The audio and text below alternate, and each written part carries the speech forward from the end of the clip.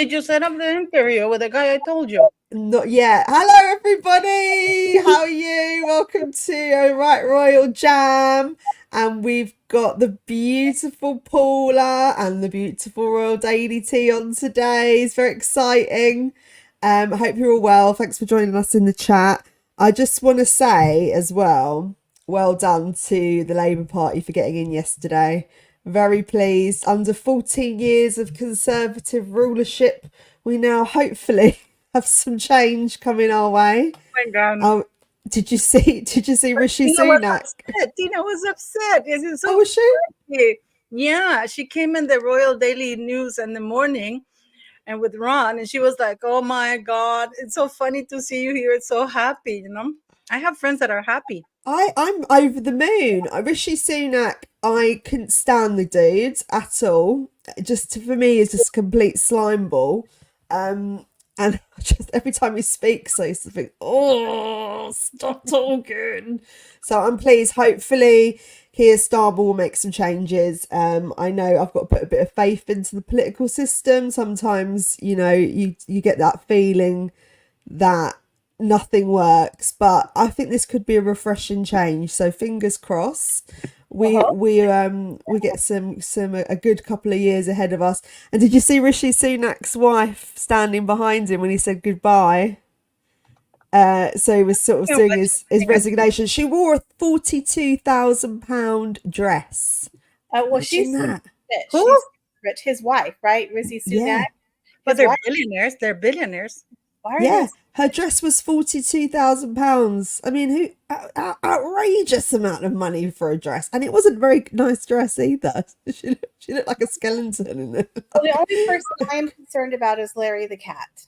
Okay, they just better take care of Mr. Larry the cat because I heard the new prime minister is not a cat person, and I'm really upset about Larry the cat.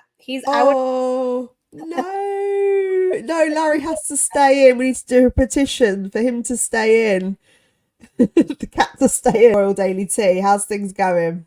Oh, I'm good. I'm good. Like I said, I'm one of those people that I always get up and make my bed. I get dressed. I do like 100 things. And I'm like, you know what? Today is a day to stay in a Walmart moo with my hair up, a Diet Coke, the AC on 70. I'm watching. Yes. Is it hot out? Is it hot where you are? It is 97 degrees. And I'm Oh like, my God. no, I'm going to relax today, even though I am technically grocery shopping and, laundry. But I'm like, you know what? No, today is Michelle's day. Relaxing. So That is, you can't do anything in that weather. What's it like where you are, Paula? Is it hot? Yeah, yeah, it is raining Raining? like crazy, but I'm okay. I feel fine. Yeah. The only How's the farm going? south. Yeah, I lost the crop. Oh, Starting a nursery now with more. I'm gonna distribute it in different farms. Some of my friends they have other farms, so I'm not gonna put all of the because I had like 14,000 trees, papaya trees, right? But I'm gonna keep 12,000, and I'm gonna put 3,000 in four different farms and from different ooh. areas. That way, yeah, just How many workers do you have on your farm? You've quite a lot. you know what?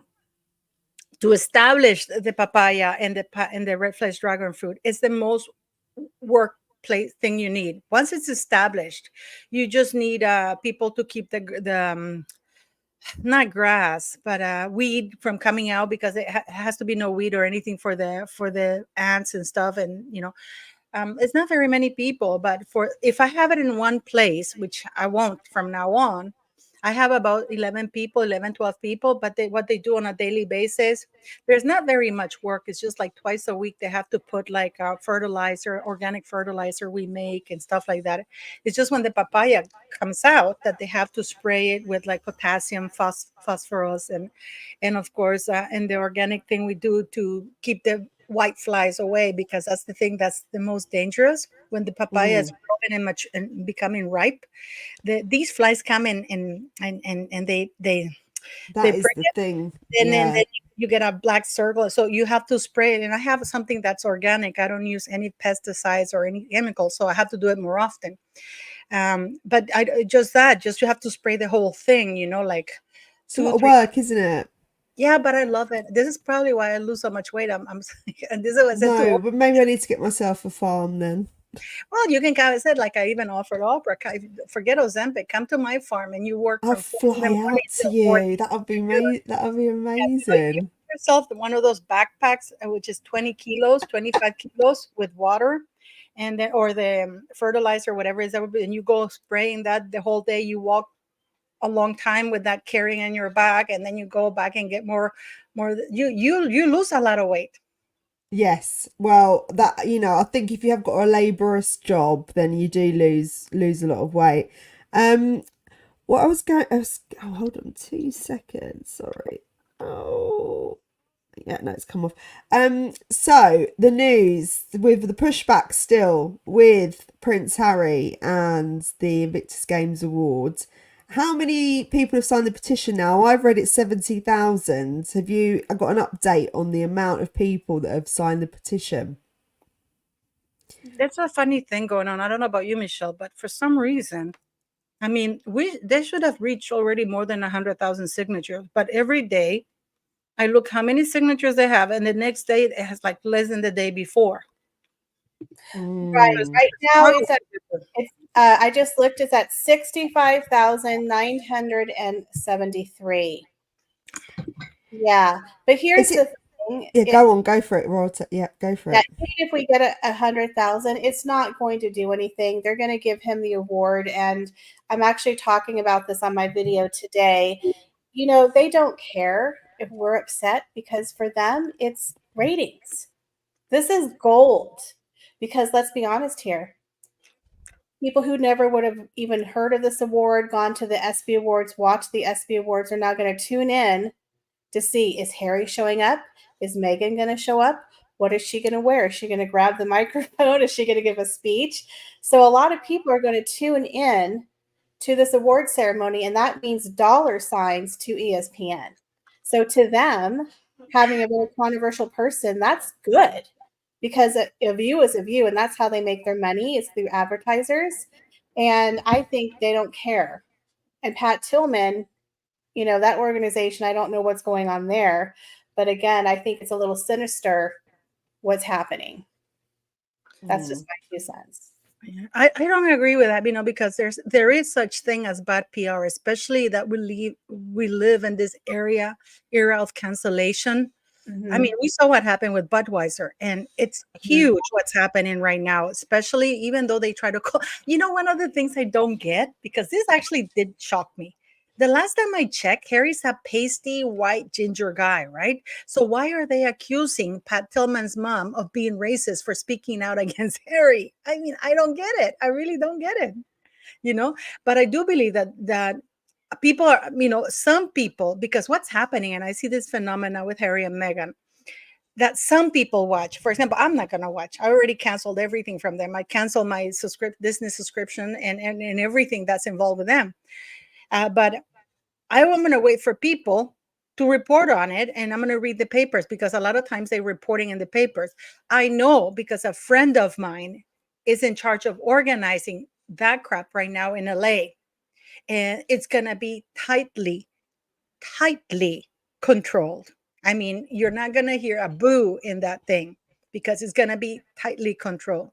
And I did my interview with Andrew Loudney, the author, and I asked him about Meghan coming back. And he thinks just like me.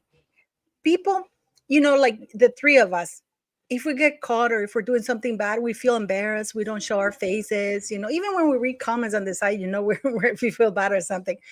But not Meghan, because Meghan is a total psycho. She feels no shame.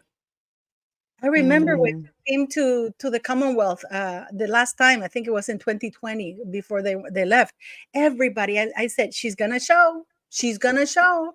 No, she won't dare show her face. She's gonna show. And what happened is, like, this woman has no shame. She really has no shame, guys. She feels no remorse. And I did did I do a live today? I think I did a live. I've been doing lives all day. It's like she had like remember there's an episode where Harry talks in Spare, where Prince William is saying, "You do not talk about my wife's hormones." And that Harry says how Meghan simply told him, "Get your finger out of my face." That's the kind of attitude I see Meghan Markle's like. She's gonna come to the UK and she's gonna let the royal family deal with the fallout. This is a woman who will show up anywhere, and but this is just my opinion. I do believe that she feels that she didn't bully them. They deserve that, and they owe her an apology. That's Well, how nasty this woman is.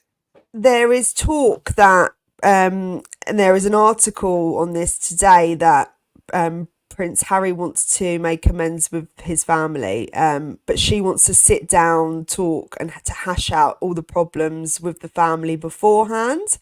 And the royals are refusing to do that. So there's a stalemate on that part because he's quite happy to go back and kind of rekindle things, but she wants to have kind of a sit down discussion with everybody involved, and they're not willing to play ball with her. I mean, what do you think of that?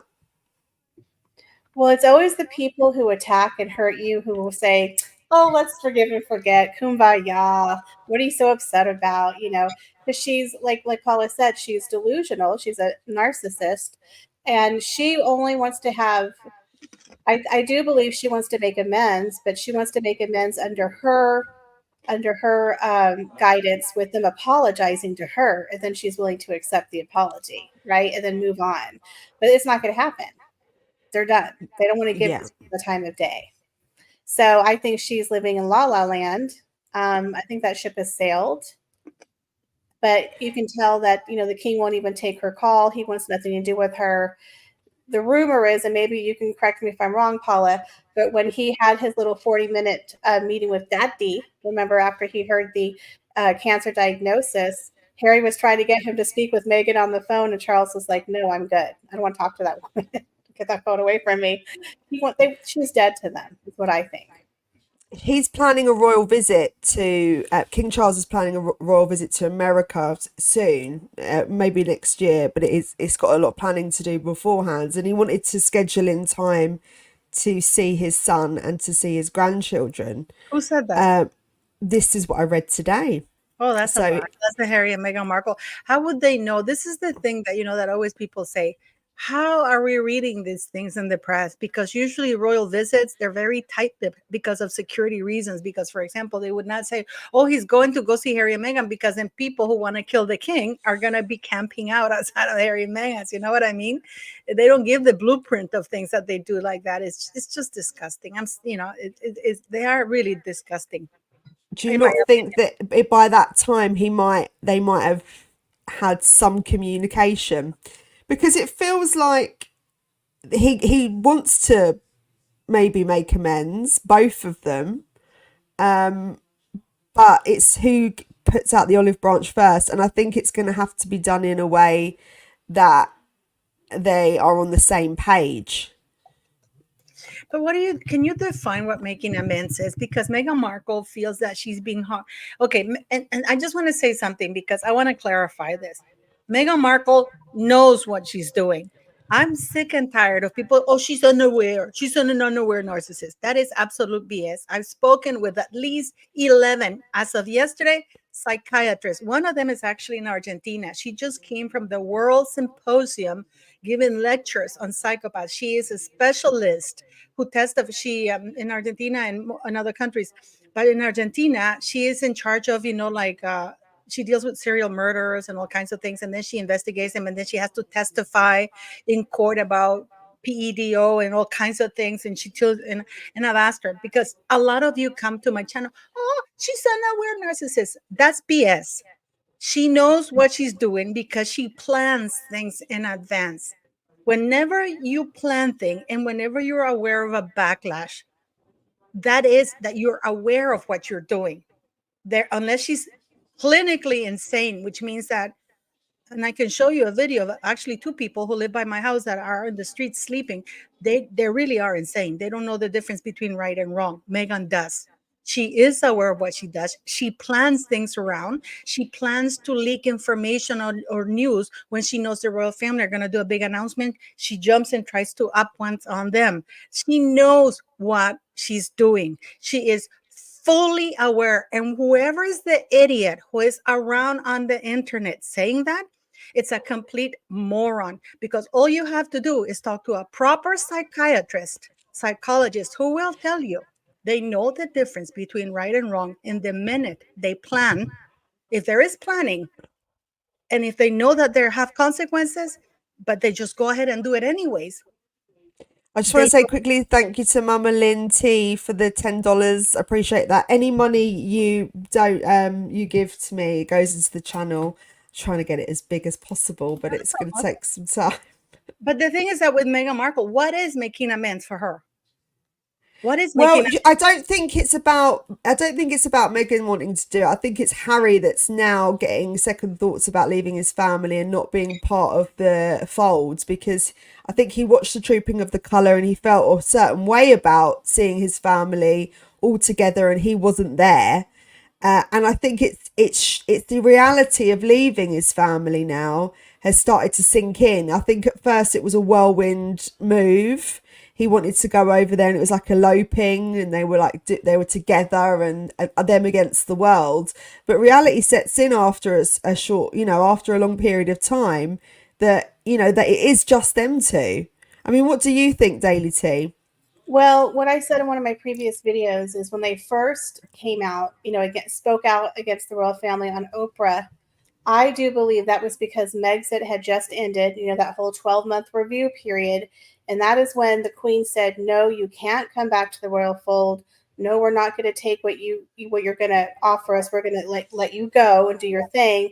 And by the way, we're not going to pay for your security, and we're taking away your military patronages. And you could tell he was very bitter and very angry on that interview. So in my opinion, Harry and Meghan never really wanted to leave the royal fold. They wanted to have it on their terms. They wanted to be in half out. And they really thought, in my opinion, that when they went on Oprah and embarrassed the royal family, that the royal family would be like, okay, guys, okay, let's talk. We'll do what you want. We're sorry. Come back, Meghan. We'll do, you're the greatest thing ever since Princess Diana.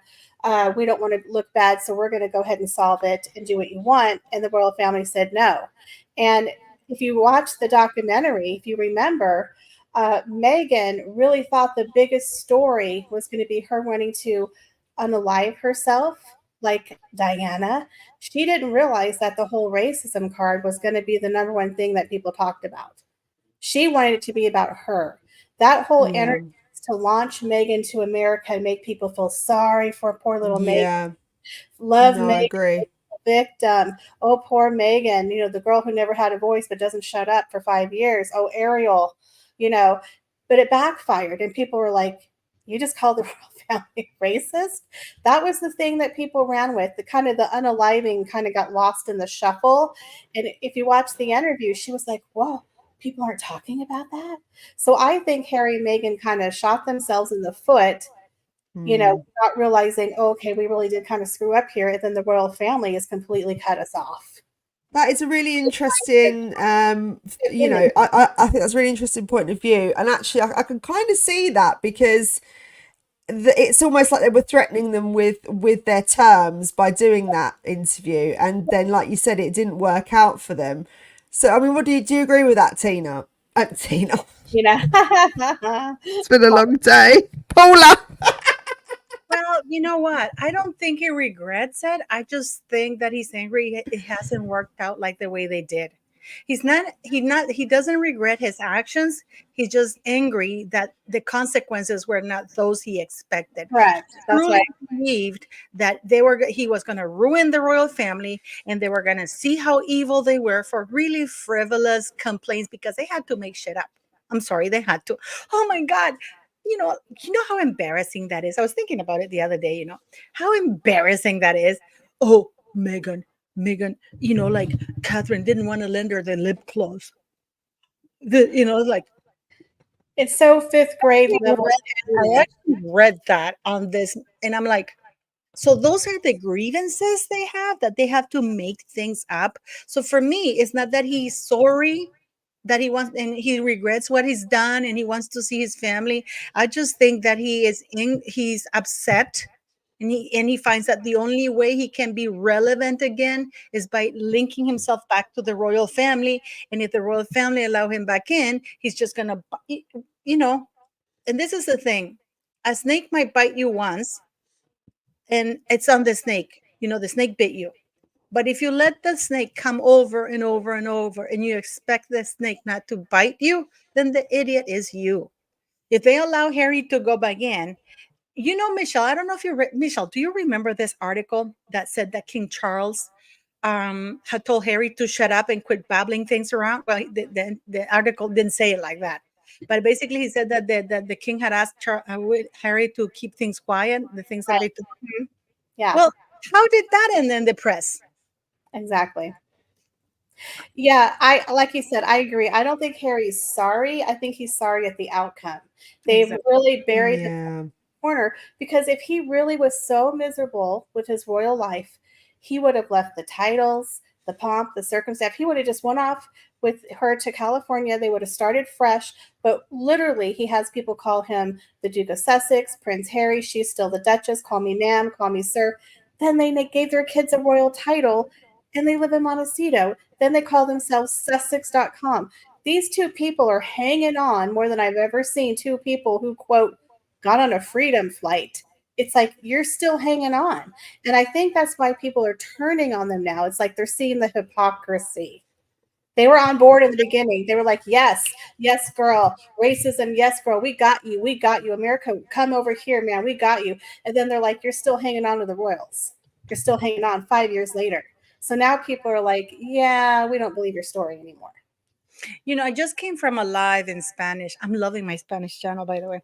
And then, what's so funny? I don't talk all the time about Meghan Markle. In fact, the Spanish world, it's mostly about the Kardashians, J-Lo, the Oh, Spanish. really? Yes, my videos are Interesting. the I heard that J-Lo had an empty concert. Did you see that? Where she didn't Did sell she? Oh, to what? No, that's terrible.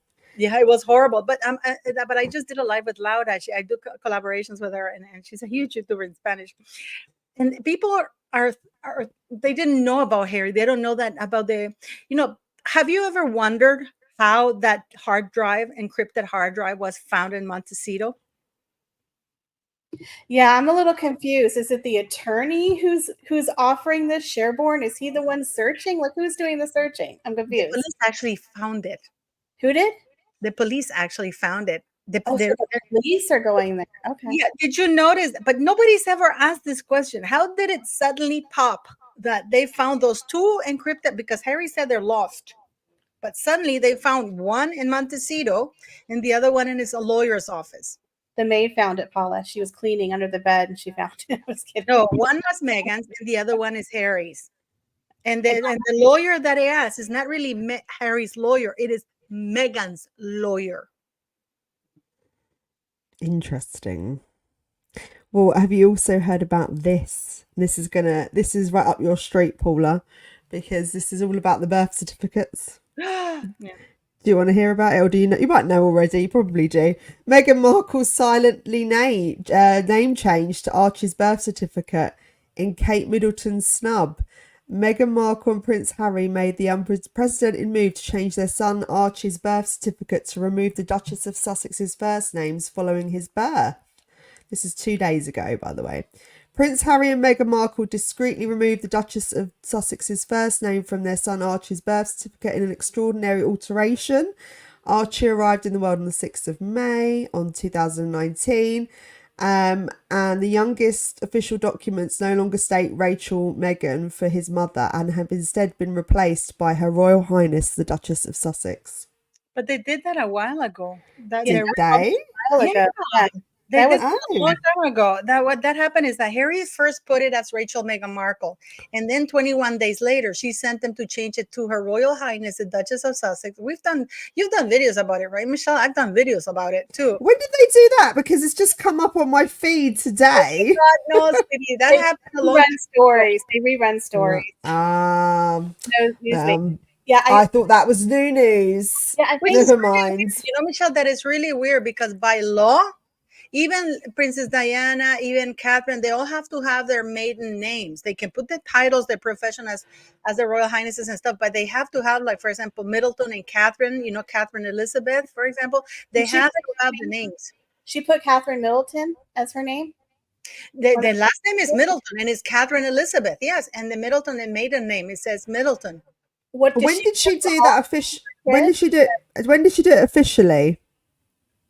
When No, did well, she change it officially? Harry went like 10 days or something like that after Archie was born. He went to do it. But then he put Rachel Meghan and maiden name Markle, profession Princess of the United Kingdom, Oh, and yeah. something else. In Her Royal Highness, the Duchess of, she put the title, but she put Rachel Meghan, and the maiden name has always to be there, Michelle. For example, if you look at I want to see Catherine's because for Catherine's, I would have assumed it would have been Catherine, the Princess, Her Royal Highness Catherine, the Duchess of Cambridge, right? And now when she had her 3 children, because I know for Lady Diana, I don't know if they put Lady Diana Spencer, and then her occupation was Princess of Wales. let me show you. I have it here. Okay, here you have. I have it right here. It says, where is it? Okay, here we go. Where is that? Ah, no, I don't want to pay $19 for that. Wait, wait 1 second. It says here. Here, where we go? Because in America, they do put the Here we mother. go. It's handwriting. It says Paddington, Westminster, Prince of the United Kingdom, Catherine and Elizabeth, Her Royal Highness, the Duchess of Cambridge. There has something else, and then this says maiden name Middleton, Kensington Palace, London, W84 whatever AU, and there's a signature there in August 2nd August 2013. But it says there, Catherine Elizabeth, Her Royal Highness, the Duchess of Cambridge, and it is Middleton, maiden name Middleton. So I think originally on Meghan Markle's birth certificate, they just had Meghan Markle, and then they added Her Royal Highness, the Duchess of Sussex, after the fact to be like Catherine. I think that's what you're saying, right? Well, they're saying here, for a royal to change a birth certificate is unprecedented, but to remove the forenames is remarkable. Yeah. Perhaps this is another sign they were desperate to do something different than the Cambridges. But it's also, is that not a plan in place to keep their names? Because Well, they have to, but by law they have to. I'm sharing something here. If you can just click on it and it'll appear. You can see that. It was even done by hand. You can see that. oh yeah. Sorry, 2 seconds. There we go. It says Princess of the United Kingdom, Catherine Yeah. Elizabeth. The mother says Catherine Elizabeth, Her Royal Highness the Duchess of Cambridge, but you have by law to have the full name. Yeah. Because they have to know where the child, like where the child, just like in the United States, that you have to have the name that you were assigned at birth. You are not allowed to have titles or anything like that. This is why Meghan only shows on Lily's birth certificate as Rachel Meghan Markle. But then you see maiden surname Middleton, usual address Kensington Palace, London father, blah blah blah. Who's the person who went to register was William. You can see his signature there. It was the 5th of May 2015. I think this is who is this? Who's the little boy? Somebody, Princess of the United Kingdom. That's her. That's exactly, yeah, that's it. It's Charlotte. This is when he went to register Charlotte. But always has Catherine Elizabeth, Her Royal Highness, the Duchess of Cambridge. You have to have the names because a title can't be the mother of a child, of a royal child. That's what I mean. Why did they do that? And when did they do that? Because this is something I completely missed. Was this quite a long time ago? Yeah, I think it was like right after. Like what happened was God. her name Rachel Meghan Markle, and they didn't have her royal title, so she had them go back, I think, and change it to Meghan Markle and then Her Royal Highness because she wants to be like Catherine. She's always copying. Oh no. Okay, now I know where Meghan got it. Actually, Princess Diana's, when she gave birth to William, she said, mother, name and surname, Her Royal Highness, the Princess of Wales, place of birth, Sandringham, Norfolk, a maiden surname, Spencer. So Diana didn't have her name there. It was Her Royal Highness. Do you want to share? I can share with you, Michelle, so you can see it and people can see it. Yeah. Okay. Yeah. That was Meghan is copying Princess Diana, not Catherine. Right. Okay. Yeah, she's copying someone. She's always trying to copy Catherine and Diana. I mean, it shows how important she regards that title because if it wasn't of any high regard to her, she wouldn't have bothered doing it. if they didn't want to be royal, what was the point of the birth certificate, right? And it was funny because I don't know, someone in our WhatsApp group, if it was you or Tina, shared how she literally dressed Lily exactly like Charlotte. Yes.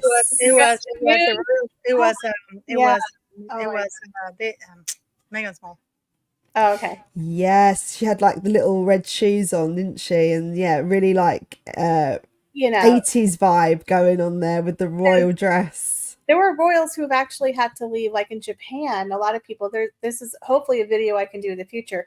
Japan is having a very hard time. Talk about a slimmed down monarchy. They have it worse than the UK royals because they have very archaic rules. Only a man can inherit the throne, and a female princess, like a female member of the royal family, can only marry within the Japanese aristocracy. Well, guess what? The current emperor's daughter, she's called the lonely girl because these are her three options. She can either stay in her palace with her parents, she can become a nun, or she's going to, if she marries anyone else, and there's nobody else for her to marry, by the way, there's no more men her age in the Japanese aristocracy, like her, I think her cousin, remember like during the time that Harry and Meghan did Megxit, that Japanese princess, she had to give up her titles, her inheritance, and she moved to New York City with her husband.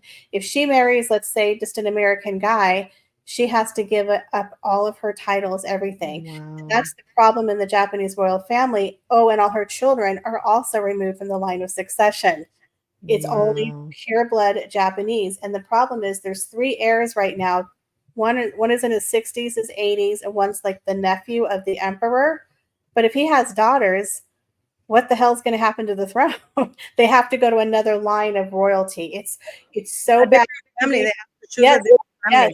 They were even saying concubines. I'm like, how about just letting women inherit the throne? How about that? I know it's something they don't allow. That's a debate that we're having with the current emperor because he has a daughter, right?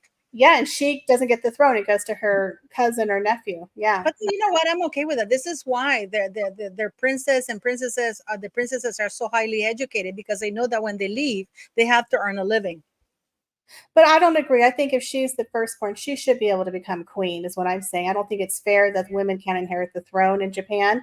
We've had some of the best rulers in royalty have been women. So that's why I'm so happy for Princess Leonor of Spain. She's the first queen in 200 years, a female.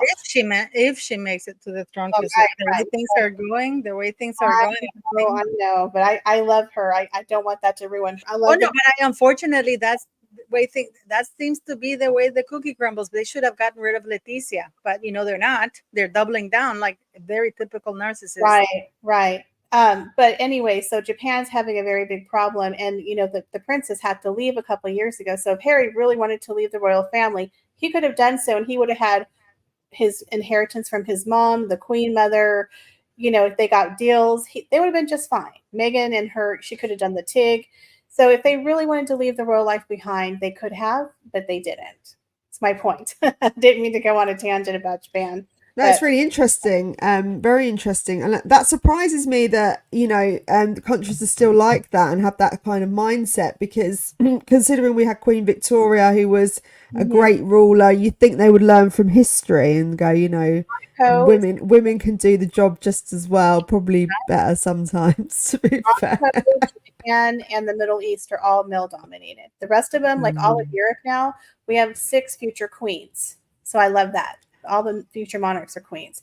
But again, Monaco, believe it or not, male heirs, which I'm surprised. Japan and the Middle East. Yeah, we need to modernize those royals. Japan shocks me though, because I did feel that they were kind of more modernized, and I was not aware of that. So that is very interesting. I'm going to have a good read up on that later. Now, have you guys heard that Prince Harry is going to release another memoir, but he's only going to do it now to when Prince William becomes king? And a lot of this information that he's sitting on apparently could destroy King Charles and Prince William. And he left a lot of it out from his first book, Spare. He said that he could have written 2 books at that time, but chose to leave out some really juicy information. I mean, what do you think that he's got to say? I mean, it is intriguing that he feels that there is information that can ruin King Charles and Prince William. I mean, what kind of information do you think it could be? What are you asking? Ask Michelle. What do you think, Michelle? Hello? Sorry, I was typing a reply. Hold on 1 second. Sorry. I thought I was going to go to Paula. You know, I have mixed feelings about that because I don't know how much more, like you said, that they have to say. And the interesting thing is I'm working on the video. You know, we're talking about like you said, the hidden and deleted emails and all of that. But I kind of feel like history could be repeating itself because if y'all remember how Jason Knopf had all those royal receipts when Meghan said her emails deleted after 30 days, and he's like, actually no, and he gave all the evidence. They're saying that Harry's ghostwriter, he might have evidence, guys, of all the text messages and the drafts and everything that Harry's saying was deleted. He might have access to that. So if Harry does come out with another book, it may or may not be with the same ghostwriter. I guess he has to decide if he wants to make that money off that next book, or he might expose Harry for lying, you know, for his current case, right?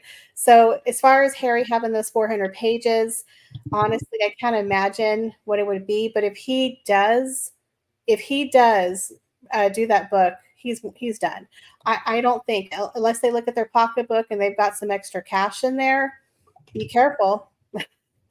I mean, they're suggesting that they're going to hold off for this information to come out once the king dies, which is really sad. And it must have a lot to do with King Charles and certain things that's happened in the past that he wants to share with people. But that's not going to help their relationship in any way. In fact, all it's going to do is fracture it even further. So there is a contrast in the media about him wanting to repair his relationship, but then on another hand, he's basically threatening a second book. But I had heard that it was going to be out before that, but now it's changed to after the king dies. I think if their Netflix shows don't do well and the royal family doesn't, want to make up with them, that could be their last resort. I don't know. What do you think, Paula? Well, you know, I was shocked, you know, with Andrew Lowney. I did the interview with him. And I didn't know that Fergie had been made to sign an NDA, right? And then he said what I've been saying all along, that she has been cooperating with authors who have written really horrible books about the Queen and the monarchy, in spite of the fact that she knew that she wasn't supposed to be talking about them, right? And I don't understand why people like Fergie. She is absolutely violent. I mean, go watch that interview, guys, because I mean, and we didn't even scratch the surface because he's actually writing a book about them, which is going to come next year. But I mean, we could have done like 5 hours about what Fergie's up to and why they're still allowing her to be in that place. With Harry and Meghan Markle, Harry's going to write a book. I mean, that guy, just like Oprah has a lot of footage that she didn't release, and she's holding on to that footage for whenever she wants to release it. You know what I mean? So they have placed themselves in the very same situation that they placed the royal family in, because Andrew Lowney said that basically they keep Fergie on side, because in spite of the fact that they made her sign an NDA, she still went and wrote the book. She still did the interviews with Oprah, not only one, but a few, where she trashed the Queen. She said that the Queen was cheap, that made her sleep in cold rooms, that she didn't even turn on the lights. I mean, it was really, really very bad interview, not only once but twice. And then she goes to America and says, "Oh, I promise I'm going to change. I'm a changed woman." Goes right back to doing the same thing. Then she goes and does that big scandal with Cash for Access. She should have been in jail. And one of the things I said to Andrew Lowney is that Meghan Markle this is why Meghan Markle has no problem returning to the royal family, because all she has to look is point at Fergie. She's living in Royal Lodge, hasn't paid 1 cent rent. She has collaborated with authors who have written books to trash the monarchy. She doesn't love the Queen. She has exploited the Queen because she has no other option, because she knows that by seeming to like the Queen, or she's the one who leaks all the information that the Queen loves her. How did we know that the Queen was doing all those things? Because Fergie was leaking them. I think that Harry and that writer, You know why that how they found out that Harry had talked about those things and about the lawsuit and that he knew about the suit and all? Because the writer is blabbing his mouth. The writer himself said that he was shocked at all the information that Harry gave him. He couldn't believe, like he said, how frank he was, that he felt even uncomfortable with the information, some of the information that Harry had shared with him, because he would have thought that that information would be secret and confidential regarding the other royals. Are Fergie and Prince Andrew back together? No, I know he they're said- living together, but what Andrew Lowney said? No, that they're not back together, but that in fact that Fergie has prevented Andrew from getting his life back on track with another woman. That she oh, yes, because look at it, she has never left his side. So in many ways, she has prevented Andrew from remarrying. And the reason, and they both have lovers, and she even brings the lover to Royal Lodge and everything, and she and the reason I why she suppose they've doesn't got enough space. and the reason why she doesn't get married is because she doesn't want to lose the title, because if she marries somebody else, she has to lose the title. That's why she doesn't marry. It's not out of love for Andrew, it's out of convenience, because she loves the title. She bitches about the royal family, about the men in great suits and how terrible they are and all these rules, but she still doesn't want to remarry because, well, first of all, she's ugly, nobody would take her. And she's just awful. She's an awful woman. I mean, guys, I swear to God, this woman is vile. Do you think she reminds me a little bit of like the Paul Burrell? There is like there's a bit of a similarity there with them two. What do you think, Daily T?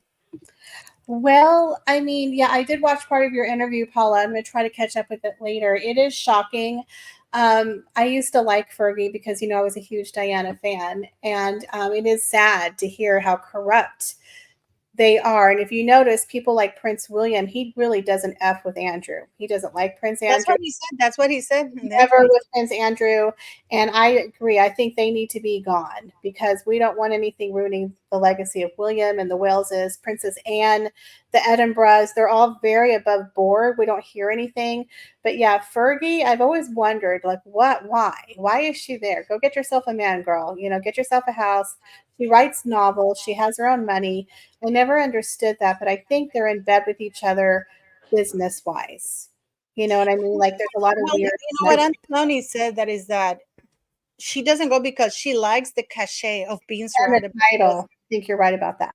No, but the cachet is saying, "Oh, I'm living at the Royal Lodge," and always exploiting the fact that she's still at the Royal Lodge, and that she's the one who leaks everything, saying, "Oh, I gave the Queen the corgis." If you notice, when the Queen died, she was exploiting the fact that she had the corgis on the cover of the magazines. Oh, she's with the corgis, not out of love for the Queen. How did we find out that what Andrew Lowney said, that she was even allowed to stay at they would come for Christmas at Balmoral, but she wasn't in Balmoral, but at the lodge. There was like a lodge, and the Queen would go see her on the 26th of December.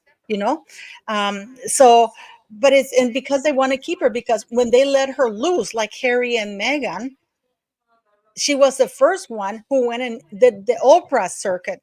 Did you know that she has tea towels and toilet paper and everything that she had commercialized just like Meghan? But her sold because it was Harrods who did that. And they decided, and she was blabbing, and she threatened to write another book because, Fergie knows that she signed an NDA, but she knows she can wipe her ass with an NDA because she knows that the royals are not going to sue her. What are they going to do? Take her to court for violating an NDA? Of course, they're not going to do it. So those NDAs are pointless. I think she's also utilizing her children to push them to the maximum. They're at royal events now more often than not. They're very close now, back with Prince William and even with Prince Harry, right? So there's this kind of angle here. I think that they've seen an opening where they can see the rifts between everybody, and this is their chance to get back in and have some power within the monarchy, because Prince Andrew's nose is out of joint, being told to leave the Royal Lodge. And it does say that Prince William doesn't want him there either. He's urging King Charles to push him out. House. So I think what happened was Andrew was always his mother's favorite, and after he died, I think Charles is trying to get them out. I think Yeah. that's what Charles is trying to do. He's having a hard time. And I think William also is like, when they did that one walk, I think William got out of it because he didn't want to be associated with them. I think William is very smart and very strategic on what he's trying to do, but it's kind of hard because Andrew is the son of the former queen. He is a royal prince. He did pay for a lease. So technically he has a right to be there, but he can't afford to pay for it. So they're having a really hard time getting him out. And Fergie, the biggest royal grifter of all, right? So yeah, I think they definitely want to get rid of them, and they have such a bad stigma attached to them, with all of their billionaire friends that are very disgraced. Harry and Meghan are traitors and they're treacherous, but I think Andrew's worse with his associations with Fergie. Yeah. I think And more Epstein. with his envoy business dealings. So I think they definitely need to clean house. I don't know how they're going to do it, but yeah, I agree. I think there's a lot of problems there, but I also feel like Fergie's trying to play ball because she's trying to save her arse. And now that King Charles let her come back for Christmas and they're being nicer to her daughters, again, they want to get Beatrice and Eugenie into the royal fold. I personally do not mind Beatrice. I love Beatrice and Edo. I think they would be great. Ooh, what I'm going to tell you then is going to really hurt you. No, don't do anything. No, don't do anything. Go watch the video. Go watch the interview because I was shocked. I love Beatrice. I love Beatrice. Well, what happened? Go on. Spill the tea. Beatrice used to accompany Andrew in some of those trips.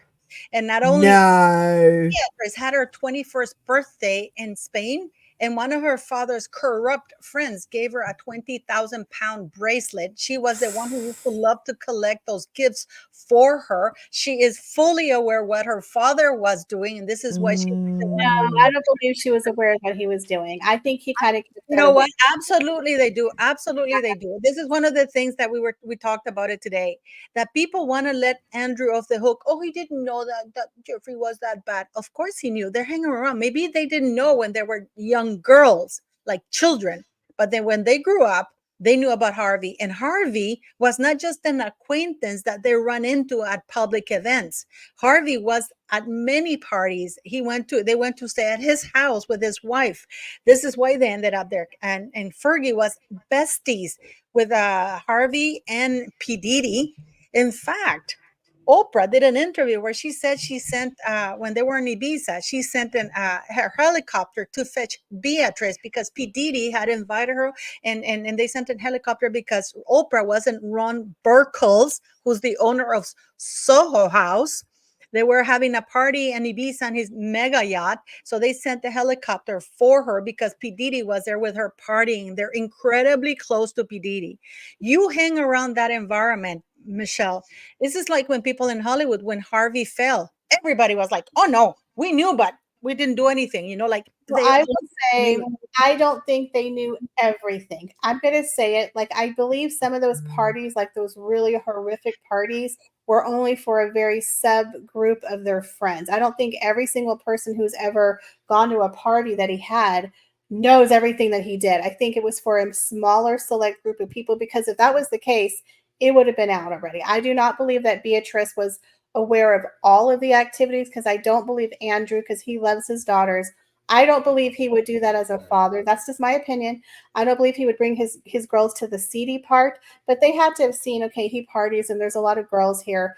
But as a young child, you don't always see everything. I don't think she attended the after parties. Let's just put it that way. Yes, she did. Smaller group of parties for the men. I don't think she was there. She attended the after party. She stayed with P. Diddy in Florida. She stayed with P. Diddy in Florida with the huge, massive parties. And apparently Beatrice loved them drugs. Everyone wouldn't it be good if they had a sex tape out? We had a royal sex tape fly out from somewhere.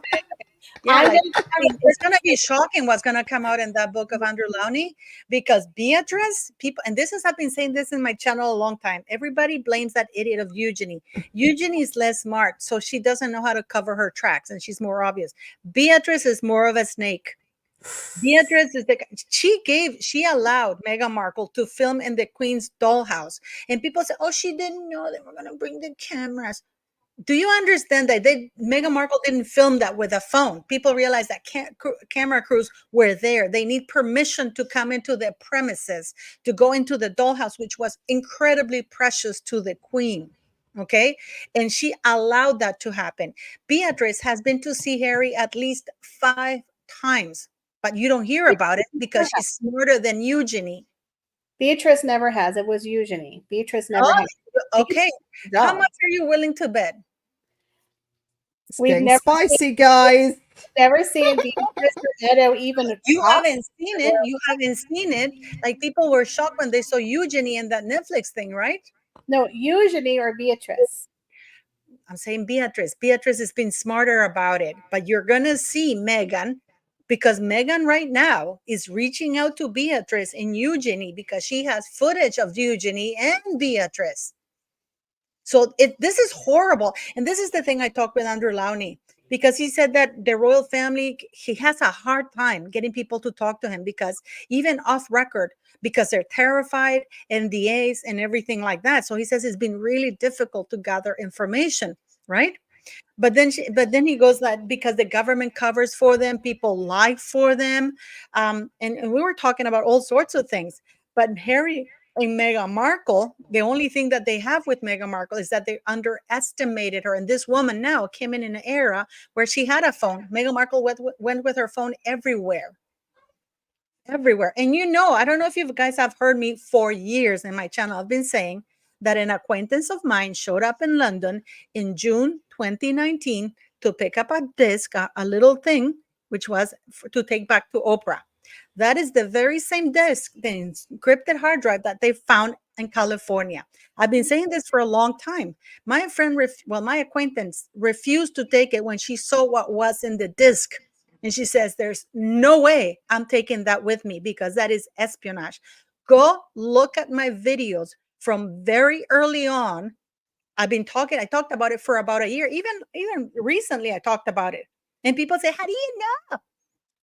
I know because, and now we're hearing about an encrypted hard drive that was found in Montecito.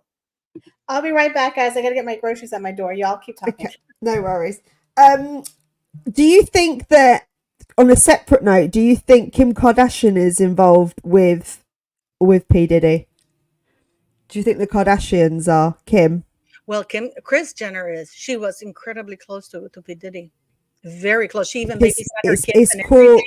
everything. She was incredibly close. In fact, he came to her show when she had that talk show that failed. Yes, she had a talk show that failed, but her husband as well, her partner, Corey Gamble, he was closely connected to P. Diddy, wasn't he? And he is apparently his handler. And Kanye West was stating that he was a CIA agent. Is that right? Yeah, that's what they've been saying, that he's some sort of like infiltrated agent, because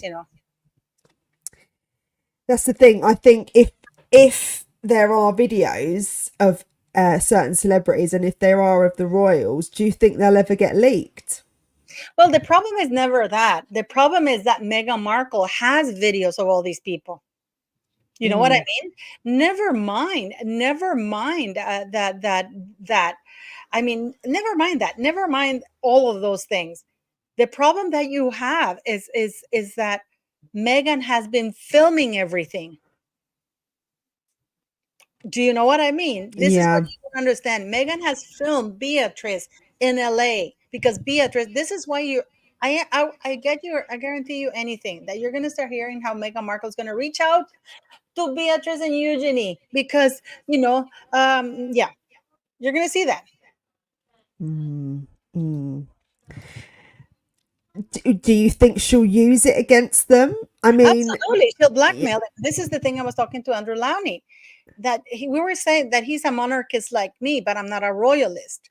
And the reason why these people put themselves in this situation is because they have so much to hide. And we both agreed that if they didn't have anything to hide and they behaved decently, transparently, nobody would be able, like, for example, the Queen, nobody could throw anything at the Queen.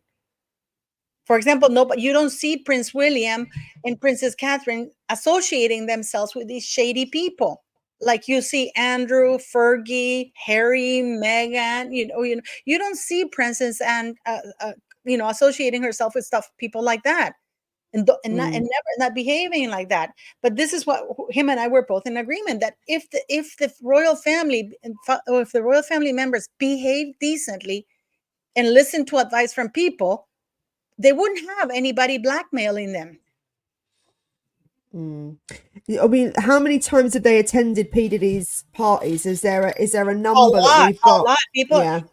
pretty much a lot, especially when Eugenie was in New York, and Beatrice used to visit her quite often. In fact, Prince Andrew, because you see, when he's studying, his book is going to be mostly around the whatchamacallit, the time that Andrew was an envoy, because they never published in advance what Andrew was doing. They always published it after the fact, which was a scandal in 2013 when he made it coincide when Eugenie moving to New York. So he suddenly had to do business there. And then he took almost a month off in September 2013, right when Meghan was there. And Meghan went to the same openings they went to with Andrew there, and Eugenie and Beatrice, because Beatrice was there, and Beatrice was spending a lot of time in New York visiting Eugenie, and they were going a lot to parties with P. Diddy, Jeffrey, and Harvey. I mean, the thing is, you are guilty by association anyway. I do think you can't not know everything that's going on. You have an idea of kind of what lifestyles these guys are leading, and that's a lot of predators that they were hanging around with, right? But there's a parallel here to Meghan and Puff Daddy, P Diddy, whatever his name is. They're quite similar. If they're taking videos without anyone noticing, is also another form of narcissism. Both of them have the same kind of outset. But I mean, and this is the thing that Andrew Lownie was saying, that they get used to getting everything for free. Oh no, you're royal. We're gonna send you our private planes. We're gonna send you this. No, don't pay. They get used to that. And people don't like to hear it, because it's, for example, did you know that one of my favorite Samir? would be, hello? Oh, sorry. Hello? Sorry, carry on, Paula. Sorry, my charger's fallen out of my Do you know that one of my favorite actors, or the character, was in 30 Rock, was Alec Baldwin? Okay. But I'm not blind to the fact that he's an asshole and an idiot and a jerk who killed a woman. So I'm not going to say to people, oh, please don't tell me the nasty things he's done, because I like his characters in a show. People have to be able to differentiate between a character and a show 100%. from the person. And we're having this with the York girls. Oh, no, they can't. They've been around. They're not 16 years of age. They're in their 30s. But do you think that it's widely accepted within that society that these things go down, and it's just kind of normalized now? Because I do feel as if these celebrities are desensitized to normal life, and how we conduct ourselves in our everyday behavior. Me and you, Paula, wouldn't go and attend one of these parties because it's not something we live in. But these lot do. It's kind of like it's normalized. And I think it's been going on for years and years and years, to the point where it is just accepted. I don't know. I just think people, because they are advised. For example, one of the things that we talked about, and we're going to talk about more, is Charles. Did you know that Charles and Camilla went to the funeral and wake of Jimmy Savile against advice? Did you know that Scotland Yard warned Prince Charles against Jimmy Savile, told him to cut all ties? Not once. There were 11 letters sent. He used to write to him for advice, didn't he? So King Charles would write to him with Camilla Parker Bowles. And in fact, he wanted Jimmy Savile to be he was a relationship advisor to Camilla. And then Charles wanted Jimmy Savile to be a relationship advisor to advise Diana to get in line, basically, because she was wrong. And the first time he met Diana, after Princess Diana, he licked her hand and forearm, and she was absolutely grossed out. It's And she told disgusting. Charles that she didn't want to have anything to do with him. And you know what Charles' response was? You are mentally unstable. You don't know what's good for you. You're irrational. How can you not want advice? This is why nobody can advise you because, and Diana said that there was something very creepy about that man and she didn't want to have him around. And he forced him on her. He would force her to sit on meetings. And this stupid guy, Jimmy Savile, along with Camilla, because it was all in cahoots with Charles attended the funeral and the wake. He gave him the key going to Clarence's house. And Jimmy Savile used to boast about it. He wrote to the police. He wrote to the police saying that they were wrong about Jimmy Savile, that they were wrong. Well, Jimmy Savile, when I rewatched the documentary on him, it surprises me how much everybody accepted him because he was a very creepy person. He was giving himself away in a lot of interviews about not getting caught. And also, why did he want to have so much access to these institutions where these young children were vulnerable? He had access to kids. I just want to say something to Michelle. We love the way Paula knows what Diana said. Actually, that this was documented.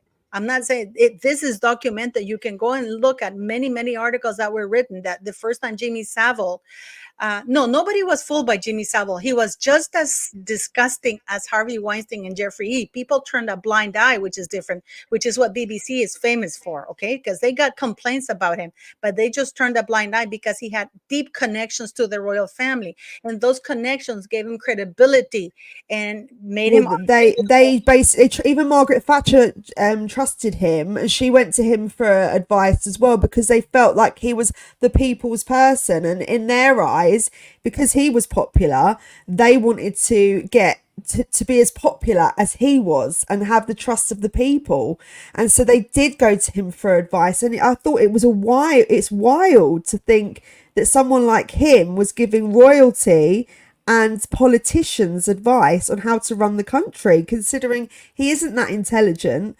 And he was, like you said, a bit of a creep, definitely a misogynist. The way he treated women interviewers was quite disgusting. It would make them feel uncomfortable. The way he'd try to seduce them on set, and it's like you're not show host. I didn't know a lot about Savile because he was not really big in America. Was he a kid presenter or like a TV show presenter? Yes. Not only that, Michelle, because of his because he became very good friends with Prince Charles. He had the keys to Clarence's house and stuff like that. I mean, what he did is he became patron of these hospitals of disabled children and women, and he would abuse them. And people went and complained at the police station, and nobody would do anything because he was Prince Charles' darling boy. And Prince Charles would even write letters to the police and about that awful people who were trying to trash poor Jimmy Savile. And the police had a bunch of people had come. I mean, they knew, BBC knew, they all knew, but they all turned a blind eye. And that event with because he was raising so much money, and that is why they turned a blind eye, because of the amount of money he brought in. Did fool a lot of people. One lady here is saying, "You didn't grow up in the UK, Paula." He fooled a lot of people. So I do believe he had that public persona. Where no. That's what they're saying. But I'm going to excuse that. I'm going to put an end to that right now. It's like when people tell me, "You're not British." He did fool everybody. I promise you, he did. The adults growing up in that era were fooled by him. I don't think, because you've got to remember that they swung the publicity in his favor. He was like the person that changed everything. Jim will fix it, and he gave these kids these wonderful experiences that they would never have got from their parents, and he would be like their God in a way. And they still had complaints about him. People had gone to the police. There were complaints. When the documentary came, there were hundreds, almost 1,000 complaints against him, how he had fingered women, raped them, and all kinds of things. And they had those, but they turned a blind eye because he had such great connections with the royal family, and he was this public. Everybody knew he was a creep. Michelle, no, I think all the industry knew what he was up to. You're right, Paula. Even the industry knew what he was up to, but it was hushed. And I think the majority of people that never met him believed that he was a good person. It was the industry all knew. It's the same thing as Gary Glitter. They all knew in the industry what he was up to. They do all know, but they don't say anything because they don't want to lose their jobs. They Exactly. don't want to go up against the institution. And at the time, the amount of power he held, you would be completely axed out of the media. There would be no coming back for you. So everybody was really just selfish in that respect. And they just thought, well, I want to keep my job. I'm not saying anything. And it was only the amount of women that came out in the end and the momentum behind it, the same way that it happened with Epstein. Look at Bill Cosby. Bill Cosby Yeah. in America, people loved him. It wasn't until 30 years later that all of this stuff came out. We were shocked. He fooled Yeah, a but lot the of thing is, people. you know what? I used to look at Bill Cosby and he creeped me up. I never liked him, you know, Michelle. But the problem is not that we didn't know or that there weren't any complaints. It's just that they were shushed by bigger powers because they were making money. And Jimmy Savile, the first thing he used to say, I have the keys to Clarence house. What are you going to do with me? Prince Charles, they sent Yeah. him letters because they had all these. He was even investigating. There was even a charge against him. And I think earlier in his career, I mean, there were complaints. It's just like Peter Ball, the Bishop Peter Ball. I mean, did you know that Charles wrote to the police? The police again cautioned him because this guy actually was kicked out of the church. And Charles wrote to the archbishop to say how awful you are. And archbishop said to him, listen, this guy, we're kicking him out because there are very good reasons. We don't want a scandal in the church because this guy is actually truly awful. You know what Charles did? He wrote to many letters which were public. Oh, how awful, those horrible people trying to trash you and taint your image and your reputation. Let me see what I can do with the police. Guess who those awful people were, Michelle? Hello? Michelle. Yeah, Michelle. I'm sorry. Guess who those awful people were, Michelle? Who? Those were the raped children of Peter Ball who were seeking justice. And the police would turn a blind eye because Charles was sending letters to the police advocating for Peter Ball. And then when Peter Ball was kicked out of the Church of England and he was cautioned by the police, you know what he did? He gave him a home in the Duchy of Cornwall for him to live there and seek refuge from all these horrible people. Keep in mind, he was warned. They even sent evidence to his advisors, and he was told. You know what he did later? Nobody told me. Does that sound familiar? That's classic. There is a running, and I agree, there is a running theme with, you know, unfortunately, they rub shoulders with the wrong people.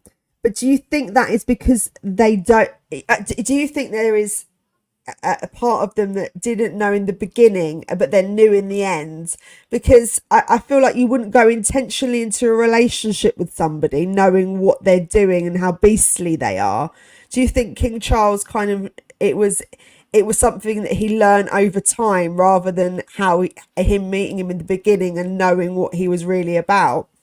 He was warned from the very beginning. Oh, really? Yes, he was, because of course back then they actually used to try to vet, and this is one of the themes that Andre Launey and I talked about, that they were told. I mean, and he said the only thing that the advisors can do is say, listen, this is what's happening, you can't be around these people. We were talking in the context of Meghan, because they even they investigated Sarah Ferguson and they found a lot of shady stuff, but Andrew was determined to marry her, so they said, okay, you know, hopefully these things won't come out, right? But they knew. And we were talking in the context of Meghan Markle. And then he said, also, we talked about Jimmy Savile and Peter Ball, because Charles was told, these advisors told him, listen, they gave him the accusations, like even the women and the children and the people because after he died, all the accusations that had been made against him in the police saw the light of day, just like with Peter Ball. So he knew. And out of arrogance, nobody tells him who to associate himself with. But it's not, if Michelle, I'm telling you, if the police comes to you with evidence that this person is a PEDO or this and that, the fact, I think it, like you said, I know that he was friends with him at some level, and he did give him a house apparently. I don't think he knew everything he was doing, because those people have a good way of hiding things through networks. It doesn't mean that every single person who knows them. I have a lot of friends. Do I know who they sleep with, what they do behind closed doors? No, I agree with you, but the police did tell me. But well, yeah, but the police probably tell him about a lot of things. And also, he was having dinner with the police every week. I doubt the police were telling him. No, but the police know that a lot of predators do that, Michelle, but they still warned him. The police kept him close to keep an eye on them, but they told him from the beginning about everybody. We don't know what he knew. We don't know the level of what he knew. I couldn't tell you. Oh my God! I mean, how Paula, much Paula, can I you know, you don't want to believe it, but there is. you know now. You're talking. You want to listen to this? It's didn't better know for you to about tell me. it No. 40 years ago. If you want to tell me that you want to ignore evidence because you like Charles and you choose not to believe it, that is different. But there is absolutely secure evidence in writing, because this is part of the public archive, that Charles was warned in writing with evidence about Peter Ball and Jimmy Savile, not once, not twice, but at least a dozen times. They even held meetings from Scotland Yard with his advisors and with him. He chose to ignore it. He knew the extent of what these people were doing. This is documented. This is not me talking out of my ass. This is public domain. No, but Michelle's got a point that Michelle has got a point in the fact that he might have been pre-warned about it, but did he want to believe it? He knew the accusations were made, but you know that some people do make accusations about celebrities and they're not necessarily true. So we have got people that are like footballers, for example, that get lots of accusations sent their way, and there's always this sexual abuse accusations that go their way, because it can turn into money, right? So people can then claim compensation. And I'm not saying it's always a false allegation, but there are false allegations that are thrown out there. So do you think maybe he chose not to believe it and look at it as a false allegation rather than a genuine one? I don't know. Devil's advocate. I don't know what it is. But as a royal person, when you have your advisors, back then, they took these things very seriously because it was such an open thing. Now everybody's coming out and everybody knew about it, right? This was absolutely beyond. They knew that this was happening. And they warned him about it because they didn't want to see the future King of England embroiled in a scandal that we're talking about right now. Because they were trying to prevent the conversations we're having right now, Michelle. I understand that you like Charles. I respect that. That's absolutely your prerogative. But I will not have somebody tell me, oh, he didn't know, because he was informed. That he chose to ignore the advice, the evidence that the police. Do you think Prince Andrew was warned about Epstein, and then Andrew Lowney did a lot of research, and you guys, I mean, we talked off camera. You're gonna be blown away because this gentleman doesn't talk unless he has proof and evidence. I understand that it was Charles' prerogative to decide not to listen to people who know or who are telling them, stay away from these people. Don't be so public, because we have all these things out of common sense. He should have at least kept his distance a little bit. He should have kept it, because you know what? I don't have to not talk to you. Do you believe that Andrew flew to New York to end their relationship with Jeffrey Epstein? Of course not. You can see that bunch of girls coming in and out of that mansion, but of course he's an honorable man. Nobody believes that. But here in this instance, Michelle, there is public, and you know what? Okay. I understand what you're saying, but again, I'm only supposed to be on the live for an hour. It's been an hour and 20 minutes. So let's go ahead and bring it back to Harry and Meghan really quick before we wrap it up. I know you want to get into this, Paula, but for me, I'm not comfortable with this topic. So we can. That's fine. Please, let's get. Got a bit spicy there, didn't it, guys? Right. But Go, Michelle. Saying you have to be very careful when you make these accusations, Paula. And I know you say you have proof, and that's fine. But we can't know what someone knew just because you know everything now. No, I don't know everything now. I'm reading by public documents that were made public. Hold on. Let Michelle just say what she's got to say quickly. It's very dangerous to accuse people because, like I said, I've known someone who I found out after the fact was doing very bad things. He was a good friend of mine. I had no clue what this person was doing. I was shocked. It's not true. What people do in their private life in the dark does not mean every single person they're ever associated with knows everything they're doing. I couldn't tell you if you had sex yesterday. Did you sleep with someone yesterday? How would I know? Because I know you and I do a live. I don't know what you do in your private life. Just because someone is friends with someone does not mean they know every single thing they do. especially something in the dark that's seedy. If the police were warning him continually, why was he not arrested? They don't just say, we know he's doing this, but just be careful. You've been warned. No, he would have been taken down a long time ago. So again, I don't believe it was as widespread as you think it is. But knowing after the fact, of course, it's easy to say, oh my God, what a horrible person. But if you go back in time 30 years, he did fool a lot of people in the public. You have to remember, like Victoria said, the press was one way. We didn't have social media. He was friends with the police. He knew people like that know how to hide their stuff. All I'm going to say is the following: Jeffrey Epstein and Harvey Weinstein, everybody knew they were too powerful to be taken down until it really got too much to be, and they were interested in that. But let's not talk about them because I know you don't like that. So let's talk about Harry. That was a beautiful little debate there, though, guys. I did love it because it's really difficult. It's fine to have a debate in politics. Yes. First, and yes. Saying anything, just for me personally, that is my belief because it happened to me. I knew someone who did something horrific, and I wouldn't. And you were blindsided by it. Knew because I don't know. And you truly, like they say, you truly don't know people. People have been married to people for 30 years and find out they're a psycho killer. It's that's true. So that's why I get really upset when people say that. And again, we never want to believe anything bad about someone we like. We don't, but it's easy after the fact when we have all the evidence to say, well, shouldn't you have known? No, a lot of people don't. So again, I don't like to lump everyone in one little thing. And I get both of your points, to be honest with you. It's such a complicated situation, isn't it? Because you like to believe the best in people, and you don't want to think that they would ever agree to or condone that behaviour. But we should move swiftly on from this conversation because it's very dark and depressing, isn't it, guys? No, it is always funny. It is always funny because I know that people don't like to talk, and this is why a lot of times these things last for a long time because they're never exposed because people don't like to talk about them. It's an uncomfortable position to be put into when you could potentially, and this is not my thought, but if you could potentially lose your livelihood and your reputation if you expose somebody, then you do think in a selfish mindset, and it's unfortunate. People are scared to come out and come forward, even if it's happened to them. Let's do something really stupid. Meghan Markle and the bullying investigation. These people, this is something that dumb. The royal family are never going to air that report. Like Andrew Lowney said, that report is very damaging to Harry and Meghan, not the employee. Is it employees? Employees, right? It's not employers. Employees. Yeah.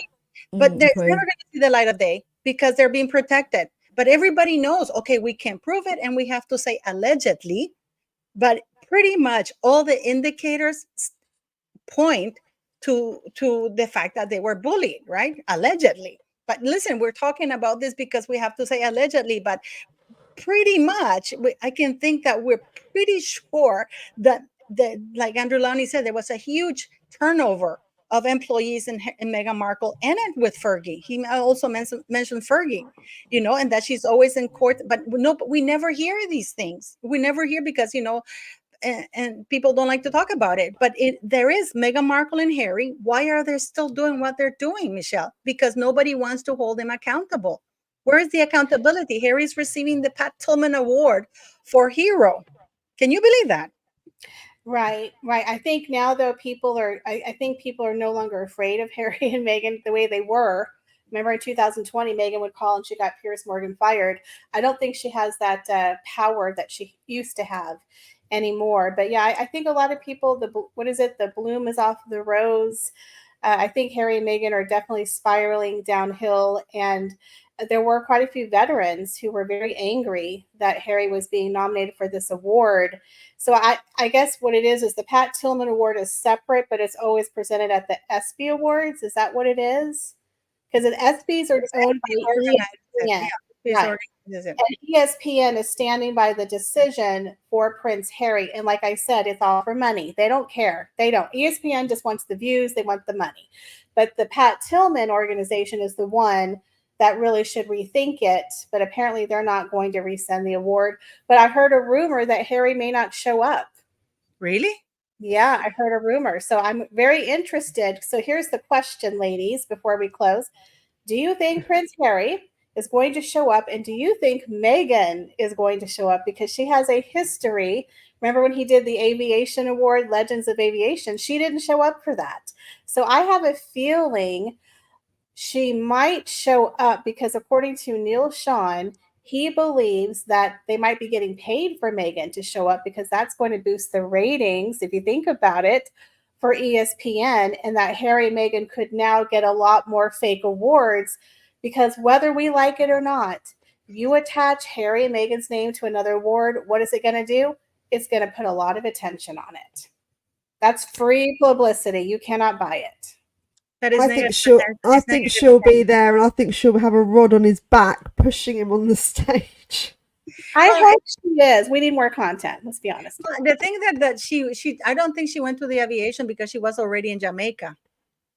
So, I don't think she was at home with the kids. I think she was already in Jamaica networking with the Paramount chief and everything like that, because she was seen at the bar the night before they were seen, when like a couple of days where Harry was still in LA, from what I understood.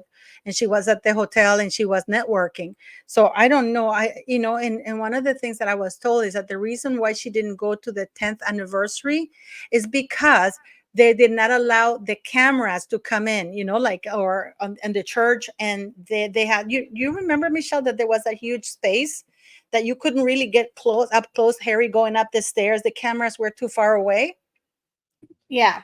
Do you remember when he went up the stairs that you could only get it far away? And it wasn't until Harry came back out that he suddenly did that walkabout. Right.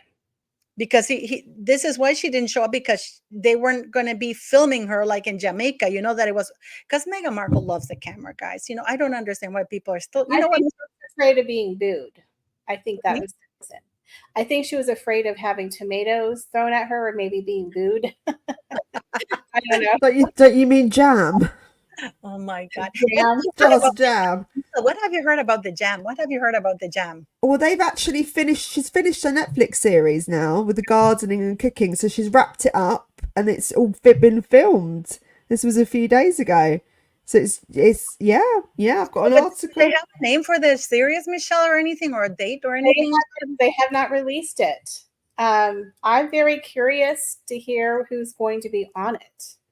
I think it's going to be a very D-list panel of guests. Maybe, I don't know. I don't think Tyler Perry would be on it. I don't think Oprah or Ellen. Maybe Serena Williams. Like, honestly, I just can't imagine who her friends would be. Abigail Spencer. Hey, Abigail Spencer, that's for sure. All her sisters. What did you hear? Did you hear about the Lemonada, that she's going to have the Suits cast? Did you hear that, Michelle? I did, but I hope they don't answer her number. Remember, she doesn't have their WhatsApp. I don't know. But do you know she's putting it out there? Yeah. I really hope they turn her down. I think they need to give her a taste of her own medicine. But then again, not to be mean, but none of them really have a lot of acting right now. But I did see the new trailer. They're recording the LA Suits. Aren't they recording Suits LA? Yeah, but not the original people who are with Megan. It's a different cast of people. The Suits reboot is not the original cast, Paula. It's a whole new cast of people. So the whole cast, no, it's a whole new cast of people. So I watched the trailer, and Meghan Markle's not in the trailer. She's not going to be on the reboot. She might do a cameo, but she's not in the reboot, and the old cast is not in the reboot.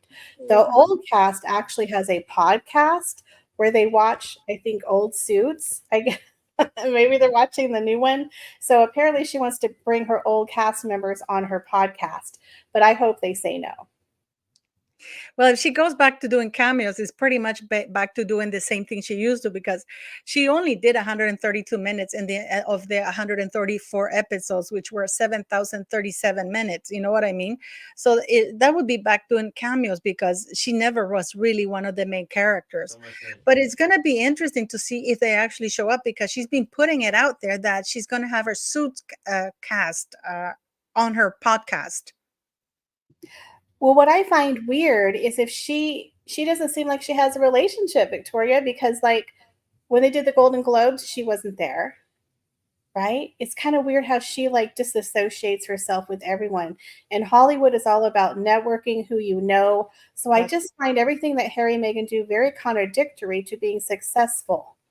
in Well, Hollywood. usually in Hollywood, the ideology behind it is you help each other out climb the ladder, right? So they're all Right. rubbing each other's backs and rubbing each other's egos to get where they want to get to. And everybody's very nice to each other and doing the utmost to keep everybody happy.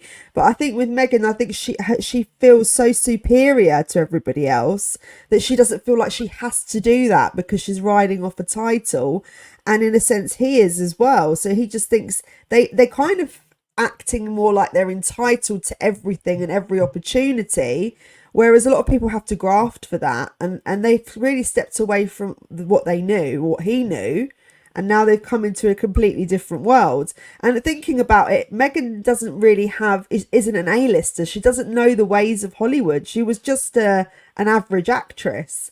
So she hasn't got the connections on her own. She's got them through marrying Harry. So I do find it difficult to understand why they're not working alongside the Hollywood machine where they should be. Michelle, don't you remember when she did that variety thing that she got pushed off the red carpet? I do think that was arranged. When the reporter asked her about Suits, that she says, "Oh, did you know that Suits has been watched 45 billion minutes or million, I don't know, minutes?" And she's got, "Oh my God, I know." Do you remember that? And they were talking all about Suits. Do you remember that? That's literally her only claim to fame was Suits, and that's Stevie Carmichael.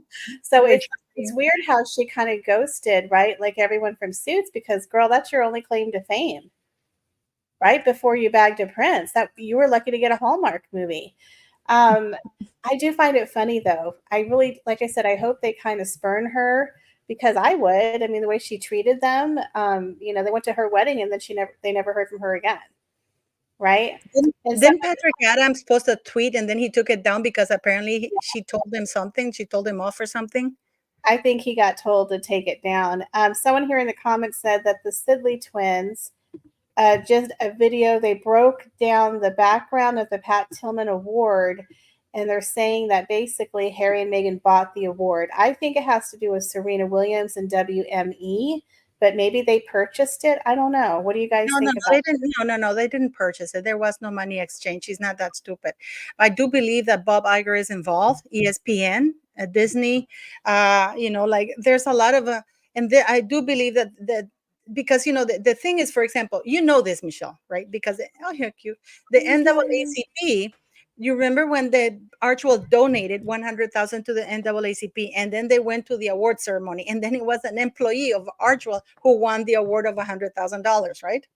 Yep, I remember that. Okay, but in this case, I believe that this is ESPN because it's Bob Iger is involved, and they're trying to boost Invictus Games, and which is absolutely insane to me because Warrior Games is also being shown in ESPN, and it's a complete competition with Warrior Games. But I don't think they bought it. I don't think they bought it. I think it's just a traffic of influences. Serena Williams is involved. Bob Iger is involved. ESPN is involved. JP Morgan is one of the biggest donors for the Pat Tillman Foundation. The NFL is also another big donor. I do believe that they're trying to do this to put attention away from the destroying evidence, because this came out like 48 hours after that the news broke in the United States that Harry was accused of destroying evidence. Just look at the timing. But what do you think, Michelle?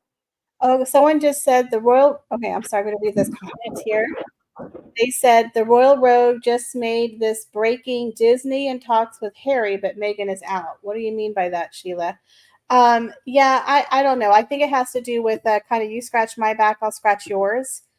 Serena Williams might have said, I'll host the event as long as you recommend Harry, because according to a source, they were saying that they didn't even know about Harry. No, nobody. Right. No one really pays attention. He's not even an American. And so her hosting the show, I think it's not a coinky-dink that her friend is getting this award, right? And then isn't Serena Williams in business with Harry with BetterUp because her husband is an investor of BetterUp or something like that? I think she's like an ambassador, right? Yeah. They all, and then again, does Disney own ESPN? Yes, they do. They bought it. Okay. And also, like I said, they want to get those views up because they make money from commercials. And ESPN, the ESPY Awards, it's going to be a big award this year because I believe, if I'm not mistaken, Caitlin Clark, who I'm totally I'm so obsessed with the whole women's basketball now because of Caitlin Clark. I believe she's up for 4 ESPY awards, and then we have the Harry controversy. So that's going to make people tune into this award show, and they're going to do very well in the ratings. So I think ESPN and Disney are happy because it's bringing more attention to them. And then, of course, they're scratching WME with Serena and Harry. So there's definitely some backdoor dealings. But my question is, what is Pat Tillman's association getting out of it? Money. I mean, these people, like I did a live with P. Dinah.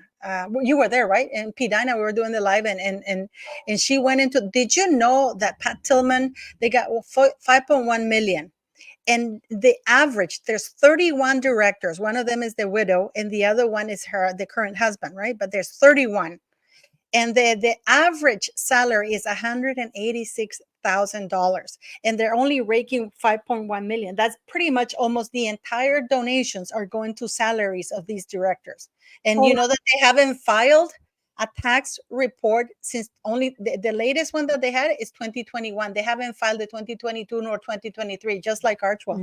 Now, someone in the comments just said that they heard Pat Tillman's husband is with Better Up, Paula. I don't know if that's true, but that could be what I heard that, and I actually did look it up. At least I have very limited internet access here where I am, but I did look for it and I couldn't find it. I looked in employees and consultants and Joseph Shenton. Michelle, maybe you have a better. I know that that the internet access varies per country to country, so I'm pretty sure that in the States you'll be able to get this, Michelle, which is just look for Joseph Shenton, which is Marie Tillman Shenton's husband, who's in the board of directors, and just put together plus Better Up or consultants, and nothing comes up for me. But again, I have very limited access to internet, which is why I haven't talked about it, because I haven't found any evidence of that. And I'm not going to say, oh yeah, he is, just because people are saying it. I haven't found it. I look for investors in Better Up, but again, I have very limited access on internet. And until I have something that I can present to you guys and say, oh, here it is, I don't know. But I've heard that. And what do you think is going to happen to the mom, guys? I mean, Michelle, you're in the States. What have you heard? And especially in Texas, what have you heard? I haven't heard a lot, but what I have seen is that veterans are very upset. And I believe, like you said, I believe the Sussex squad was kind of gunning for the mother, which is disgusting. But that's really all I've heard. They're not really talking about it here on the news. Really? We not really. Like I said, in America, they're not top news. But I'm sure when, like on ESPN or when the awards come, it's going to be news. But yeah, even when Harry and Meghan were here for, I forgot that Austin thing they did, they barely made the news. SXW? Yes. Here in Austin, they were here. Next story. Like, no one cares. Like, nobody, none of my friends, none of my family care about the Royals. So it's going to be televised, right? This I award. think so. I'm going to watch because I like Caitlin Clark, and of course, I'm going to see if they show up. But yeah, Travis Kelce. Have you heard of that, Michelle? Travis Kelce is going to show up with Taylor Swift. I have no idea. I have no idea. Travis Kelce's going. I don't like him. I'm sorry. I'm probably the only Oh my God, I thought I was the only one. Oh my God. Thank God I'm not the only one. Oh, I'm so glad you've agreed on something this evening. Phew, thank you for that. I disagree on certain things. It's okay to agree to disagree, Michelle. No, I know. It's good. It's good. It's balanced opinions and a balanced discussion. I like it. I agree with her in a lot of things, I know. I was joking. But Travis Kelce, you know what? Something rubs me the wrong way. Mish, I don't know about you, but he's so vocal about it, and she's my girl. She's my girl. You know what he reminds me of? He reminds me of those frat bros, like the guy in the gym, like a fraternity college bro who drinks a steroid. The party boy in college who's like, bro, and he drinks like from the keg every weekend, and he's in the gym. I just cannot stand him. He doesn't seem very smart. I'm sorry. I'm going to be quiet. He doesn't seem very smart. I think she could do better, but that's just my opinion. He's like a joke, right? And he's like a bragging joke. Don't come after me. I'm sorry. No, but he's like a braggy jock, right? Oh, I'm doing this girl, like, yeah, she's my girl. I'm not gonna say anything, but we did this and this and that. It's like, shut up. And he was partying right now with Tristan Johns. What's it called? Tristan. Wait a minute. What was the scandal? Okay, so I don't know if it's true because how on TikTok they make crap up and they go with the narrative. Was it Travis Kelce where Julia Roberts got handsy? And then people were like, Cher said something about Julia Roberts being handsy with Taylor Swift's man. Did y'all hear that? Yes. No. But I haven't seen any video. I think that we saw her talking to him, but I think she went to the concert, right? And he was there. I think so. And she was being really handsy with him. And people were like, because Julia Roberts, no offense, but she kind of, stole a man from his wife. Okay. I know. Yeah. So that was nasty. That was nasty how they attacked it. It was. So anyway, we can do gossip. We should do a gossip Hollywood thing because there's a lot of them. Yes, 100%. Like at 2 a.m. when I'm supposed to be freaking sleeping, and I'm on TikTok, like, well, Julia Roberts is getting handsy with Trevor. So stupid comes up, and then they were like, and Nicole Kidman's clapped back, and I don't know if that's true. I don't think they said it. And Cher, but they're coming for Julia Roberts again. I don't know if that's true, but. Anyway. But I don't like Travis Kelce, but I wonder if he's going to be there, because Taylor Swift is team Wales, right? That's right. And it was funny because somebody was saying that Travis Kelce a long time ago made some really bad remarks about Prince William, calling him an MFer. And then all of a sudden now he's team Wales because of Taylor Swift. She's team Wales. Yes. And they had that nice photo and the podcast that he did with his brother, like. No, I like his brother. I like the brother, but for some reason, Travis Kelce just rubs me the wrong. No. But I'm saying that in the podcast that he done, a previous podcast he's done with his brother, he said, "Oh, fuck royalty," all kinds of things, right? And then after he met them, then because of Taylor. Then he's, oh my God, he's a cool dude, and like, well, what a hypocrite, what a hypocrite. I really don't like that. I think it's because Taylor set him straight. She's like, he's my friend. But do you think that she's going to come? If Travis goes, do you think she's going to come? Because she is Team Wales. Yeah. That would be interesting to see them on the red carpet, right? To see Harry, Meghan, and then Taylor Swift. That would my God, can you imagine Meghan? She would shit her pants. Yeah, that would be. I think that'll be a conflict of interest for her, wouldn't it? Because that's not going to rub Princess Catherine and Prince William up the right way if she just rocks up. If she snubs them on the red carpet, that would be hilarious, right? I don't know. I don't think she's going to go. She's too big of a star to go to the ESPYs. Am I wrong? I don't watch the award. I don't know how big it is. I'm not an ESPN person. I'm not. It feels like it's going to be bigger this year because of the award to Harry, but whether or not there's going to be a star-studded, event, it's only time will tell. But I do find it odd that they're very aware of this petition, and they're going to have the brazen audacity to go and actually accept it, because I think the petition's only going to get bigger. It's not going to slow down. And when is the actual day for the awards? I think it's the 11th. Someone's like, Travis Kelce and Taylor Swift are good for each other. Okay.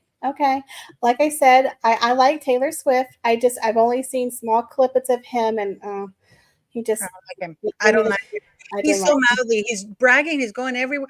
And you know what's I wonder if he's doing it because it's like a dog peeing, marking his territory. Oh, she's my girl. She's my girl. She's my girl. And she's like, I'm like, oh, shut up. I can't stand it. I thought I was the only one. I didn't want to say anything. So thank you, Michelle, for coming out. Now I'm going to get all the Swifties out. Do you know what channel it's going to be televised on? Because we need to watch this. Or will it just be on? Do you have a channel? I'd be surprised if they stream it live because I think they want to contain in case anything happens. Okay. It out. You know what happened to Kim Kardashian, right? When they were roasting Tom Brady, right, Michelle? You know that everybody was booing her, and then Netflix, the final cut, their booing was taken out. Well, for Kim Kardashian. Yeah. I know a lot of people hate her. And I honestly don't. I mean, I'm not saying she's a perfect person, but we have to give credit where credit is due. they have turned their 15 minutes into quite a bit of a fortune. But I think now they need to take their money and go away. Well, there's also you know, think their popularity is wavering at the moment. They are buying more and more followers on Instagram because they're just not getting the interaction that they're used to. And I do think that their program, I've watched the most recent series, it's very dull.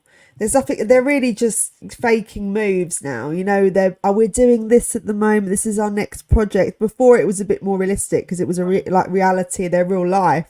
But now they're hiding behind their fame, I think, and they've become too unrelatable. Nobody can relate to that level of wealth and That's fame. exactly what I'm talking about. My video today on the Kardashians, that the reason why they rose to fame was because they were relatable. You know, we could all be that curvy girl. We could all relate to what they're going with the DMV, like Chloe being arrested and stuff like that. But and you know, when for me it started to go wrong, and I know this is going to be horrible, when Kylie Jenner said that to promote her lipstick, that using her lips, wearing her lipstick, you were going to get lips like those. Remember when she injected her lips and then she denied that she actually had injections? And Yes, I do. Yes. she kept saying, this is what my lipstick, if you buy my lipstick, this is, and all the girls were going around, and they have a lot of influence because she became a billionaire because all these girls without lips were buying the lipstick, trying to look her, you know, plump up the lips. They should have, you know what, they should have done, like they do reality show this, so they should have filmed themselves having plastic surgery, so telling people, oh, this is what I did and this is how it turned out, you know. That would have been more relatable than suddenly you see them with a different face, and you know, and then deny that they had anything done. Oh, well, And she that's had very thin lips in the beginning, so it was very obvious that she'd had work done. And there's nothing wrong with getting work done. If that makes you happy, I'm all down for it. Because confidence is key. If you're happy in your own body, you know, we can all go a bit too far, and maybe celebrities do go a bit too far with some of their work. But she is a young girl. She is a big influencer at the time. So you know, I don't like seeing young girls change their faces, because when you're 18, it's like your perfect age, really. You should just embrace your beauty, right? And I think they have gone too far. But yeah, like you say, they are unrelatable now, and they're out of touch. And I think they even faked an argument between Chloe and Kim, where, you know, it's and I can see it, they were faking it, and I was cringing, and I was going, stop, just don't do that, you know. They're not arguing, it's just it's another setup. But it's just anyway, true. You know what happened with that guy with the concert? Did you know, what was it, the Travis Scott? Remember, Michelle? oh yeah, Travis Scott, yeah. And then they try to get Hailey Bieber with Kendall Jenner to try to deny that they were there, and they were there. You know, I don't like the lies. I really like the shows at the very beginning because they were very relatable, you know, but now, and they were honest about, you know, that sex tape made us a lot of money. And then now we have Kris Jenner trying to blame poor Ray J, you know, and I've had Kevin Blatt on my show, and Kevin Blatt said to me, Kris Jenner came to me because she wanted me to leak the tape, and her lying that like that. And that's what I don't like, because I used to like them because they were pretty upfront about things, you know, and you can relate to that. You know, it's like Meghan Markle being the Duchess. The Duchess. I wanted to ask you, Michelle, about this. Because I've been dying to ask you about this. Do you think there's in Spain, at least in my Spanish channel, have you heard about any of this? That there's some vile people in Spain are very vile in the Spanish world with Princess Catherine. They really don't like her. Really? Why? I have no idea. Oh, Guillermo. Prince Andrew didn't like Princess Catherine either. And why was that? But let me Michelle. Okay, go talking about the Spanish. In the Spanish channel, they ask me questions and they throw curveball, because I've never heard that, you know, but this is a different culture, you know, so they hear different things, right? So, and she said, oh, well, William is having an affair with Rose because she's not enough woman for him, because she, you know, now that she has cancer, she can't even have sex with him. So he's back with Rose, and that they have a child. And I'm like, and I mean, you know me, I went on a rant and said, how dare you? Like, but have you heard anything about that? Because that is the thing that they believe in Spain and Spanish speaking countries. Like, that is a given. So I did a live showing Giles Corn tweet admitting that he had lied about it, but even when you show people evidence that the guy lied and everything, the people still don't believe it. Have you heard anything like that in your neck of the woods, that Harry, that William, that people are trashing Catherine about that she's not woman enough, and William is gone looking for a woman? It's so gross. Have you heard anything like that? No, people love Catherine here. Is that what you're asking Yeah. me? No, Well- if you heard those rumors, because in Spain it's all the rage. In the Spanish world, it's all I keep, like every other comment, and I have to delete them. Every other comment is that, but he's cheating with Rose because she's not woman enough, and look at her, and she's wearing a wig and blah. And I'm like, oh, shut That's up. only on Twitter, honestly, and I stay away Wow. from Twitter. But I would say, like I said, everyone I know in America, they really don't follow the royals that much. But the people who do, they love Catherine. So they wouldn't even know about the affair rumors. Honestly, the only people who would even know about that are the trolls, the Sussex Squad on Twitter. And I've had a couple of people come up to me and say, "What's all this going on about? Where's Kate?" That type of thing. But I would say the consensus in America is they love Catherine, from what I've seen. Oh my God, that's going to be very interesting. I wonder what's going to happen I wonder if Pat Tillman's mom is going to show at the Pat Tillman Award. That's what I want to know, because she usually does. She's done in previous years. Do you know that, Michelle? I'm sorry, what? Did you know that Pat Tillman's mom has shown to the awards in previous years? I wonder if she's going to show this one. Oh yeah, I don't know. That's a good question. Like I said, I haven't really watched ESPN or the ESPYs ever, so this will be my first time. Yeah, this will be my first time too. Do you know that they have a huge, and before we go, do you know that they have a huge picture of Pat Tillman on stage when they received the award? Oh. Do you know that? It's not in good taste, is it? I do think the mum, if she's not happy about this at all, so if she doesn't show, it's going to be a stand. It's going to be a stand against it. I hope she shows the booze. Well, she might come and throw tomatoes. You never know. I don't think they would be able to shut her up, will they? No, this is something that it's a movement against him, and I do find it very crass that they're going ahead with it, even though the consensus is that nobody wants that, and it shows how unpopular they are. It's not going to bode well for their future endeavours. I do think it's just going to cause, a pitfall in their Netflix series and everything that they want to do. They're not listening to the voice of the people, and that is the knocks within them, isn't it? But thank you both of you. I do agree with Michelle. That petition is useless. That petition is useless, but it does show the vibe of the people at the moment, doesn't it? It shows what we're all thinking, because it that many people have signed it. It's kind of a big movement, really. I don't mean to be a negative Nelly, guys, but I really don't think that petition is going to sway it. I mean, if it were like more than 1 million or 2, maybe, but 50, not even 100,000. But it's going to still lower his popularity, isn't it? That's what it's gonna reduce it even more so, I think, because he is going against other people's wishes, and it isn't in good taste to receive that award. And especially going up against Pat Tillman's mum, it's a crazy thing to do. I don't know, it's insane. Thank you both for joining me tonight. I really appreciate it. A very interesting conversation. Thank you for coming on Royal Daily Tea. I hope you'll come back on again. I really enjoyed having you on. And of course, the lovely Paula. We will see you soon, guys. Thank you. On the side chat, don't forget I'll put the description, the links in the description box for everybody. Please like and share. Thank you so much for my donation as well. That was really nice of you, Mama. And to my mods, thank you so much. You've been incredible tonight. And thank you for sharing everybody's links on here. I want to talk to you, Victoria, after. Yes, no problem. Thank you guys for joining us in the chat. I really appreciate it. Thank you, Michelle. Yes, you guys have a wonderful rest of your weekend. Thank you so much for joining us. Take care. Bye.